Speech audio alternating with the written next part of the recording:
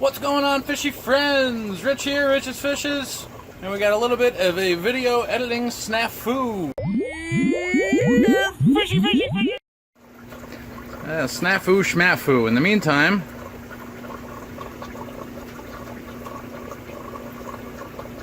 we'll take a look at some juvenile Epistogramma hongsloi. Hello, fishy. Actually, filming with my cell phone here. I'm wondering if my cell phone works better than my real camera. Jeez, that would be pretty sad. Anyway, let's feed some fish, shall we? Let's go over here and look at the male German blue rans. Actually, I haven't. Yeah, these two are buddy-buddy, and they've secluded the third amigo all the way over here. It must be Donald Duck. So, how's everybody doing? Alright, there's some food. I was gonna say some fish. A little bit of flake food in the red cover tank. We'll use some of this discus gold. Let's see. Put that down here. Boy, I thought it was hard to film with one hand when I hold my regular camera. It's 100 times harder when I'm holding my cell phone. Dum-da-dum-da-da. Nom, nom, nom, nom.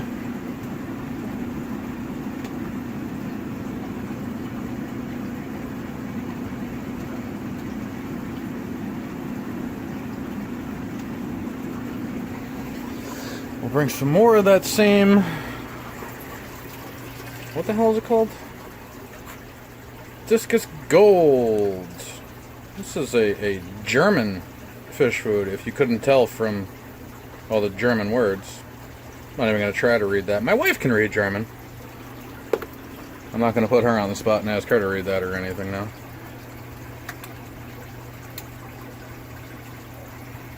Alright, just because it says discus gold doesn't mean angelfish won't like it, right?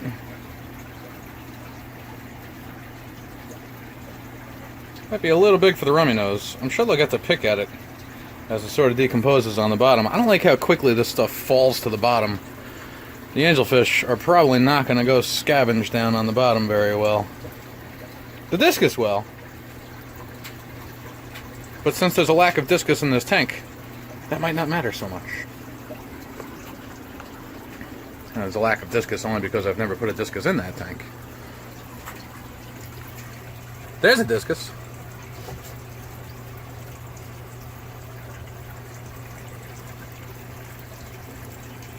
It's almost like he didn't even know it's food. I've fed the same food to this fish before, though. He will eat it. I say he as if I know for sure. I have no frickin' idea. Ow. I just bumped into my DIY rain gutter shelf. Check the link above for that one. It's a good DIY project for anybody that has wooden fish tank racks in potentially a fish room. It doesn't matter if it's in a fish room or a living room or a basement for that matter, or a den or a kitchen or a bedroom, I suppose. Wherever you might happen to keep your fish tanks. The washing machine's making some funny noises. Boy, that's all I need is yet another project to deal with in the house right now. And I don't feel like dealing with that right now, that's for sure. It is freezing outside, but I've been running around the house like a lunatic. And it is hot as anything down here in the fish room. And woo! I can't wait to go have a nice cold drink and sit down for a few minutes. Let's see, we'll open a little more fish food. This is a jar that says omega-1 color flakes, but what it really is some of tropical flake food from Ken's Fish. I repurpose all my old cans.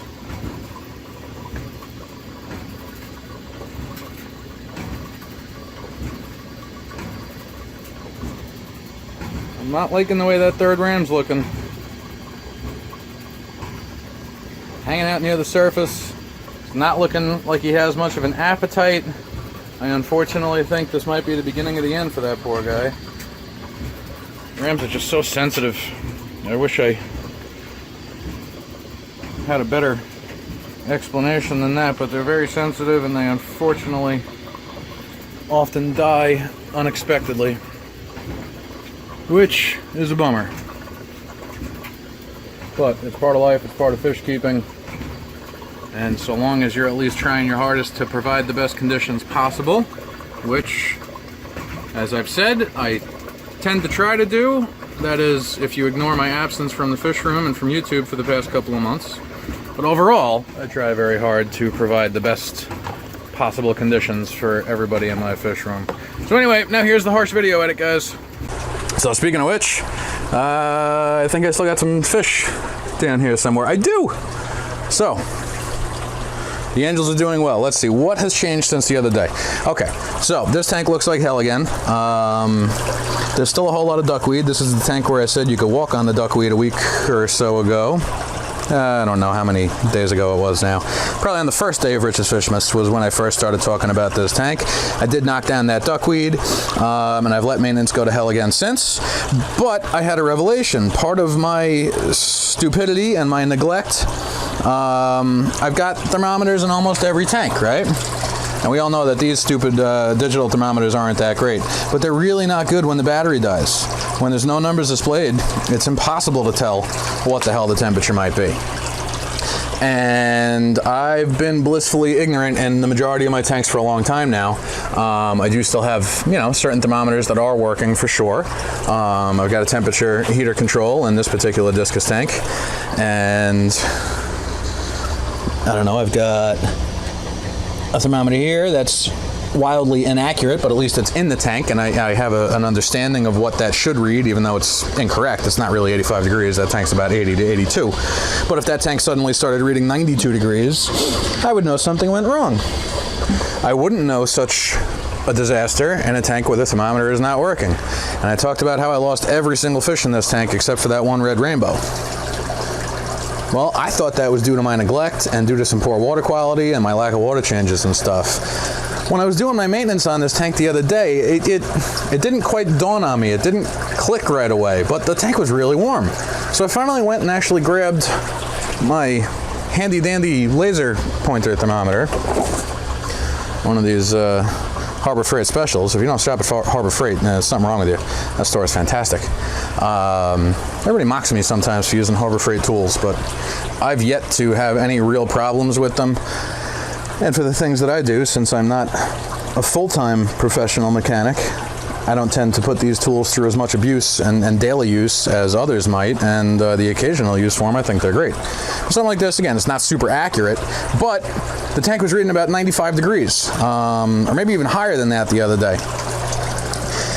And if I come down here and look at the giant Eheim Jaeger, I forget if this is a 200 watt or a 300 watt heater. Well, that's not going to help.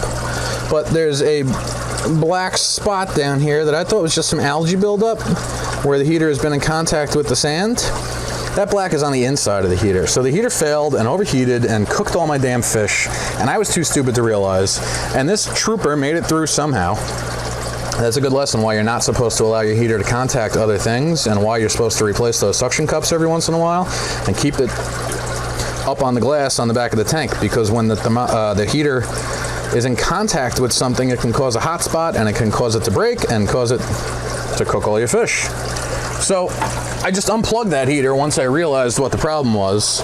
And let's see, right now we're reading 72.5 degrees, 73 degrees. That's a little cooler than it should be for this tank, and I do plan on moving that red rainbow. I'm just not exactly sure where I'm going to move him yet. But I unplugged that heater 4 or 5 days ago, and he's done well since. It always amazes me, actually, how cool certain tanks can get in this fish room. The temperature in the room itself right now, let's see, that thermometer says 77. Everything tends to read a little bit differently. That thermometer says 77. This thermometer says 77. Wow, they're both the same. They both say 35% humidity. One says 35, one says 36. That's pretty damn close. That one says 37. So 77 degrees on 2 thermometers. And over here, that one seems to be reading a little bit higher. Maybe 82-ish. And 40-some-odd% humidity. So again, these are not scientific lab grade tools or anything like that, but they serve their purpose. But what's my point? So the room gets between 77 and 80 something degrees, but tanks with no heater can drop down pretty low, lower than I would ever imagine. Case in point, the tank right here that no longer has a heater on it is reading 73 degrees, 72.5 degrees. Now the lights definitely heat things up a little bit, and the ambient air helps heat things up a bit too.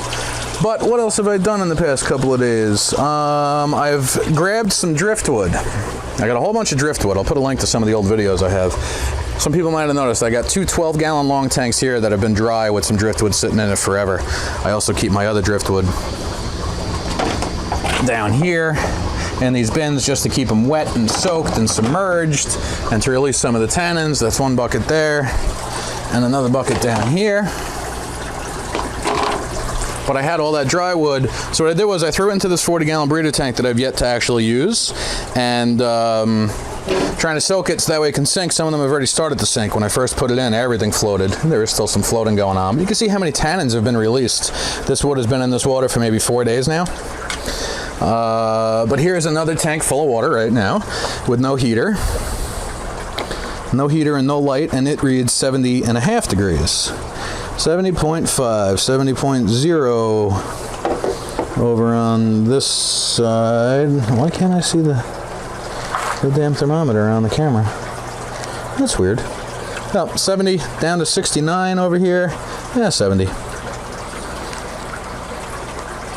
70.5, 70, 71, 70. So even though the room is 7, 8, 9 degrees hotter than that, it's interesting to me how the water can stay a little bit cooler.